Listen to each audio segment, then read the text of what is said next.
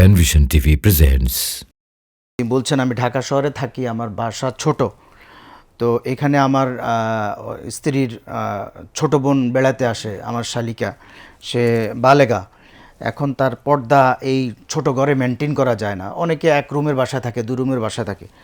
সেক্ষেত্রে সে যদি তাকে স্পষ্ট বলে দেয় যে তুমি থাকলে আমার অসুবিধা হয়, সে মনে কষ্ট নিয়ে বাসা থেকে চলে যায়, বা অন্য আত্মীয়ের ক্ষেত্রেও এইটা তার আত্মীয়তার হক নষ্ট হবে কিনা, বা সে গুনাহগার হবে কিনা, বা করণীয় কি?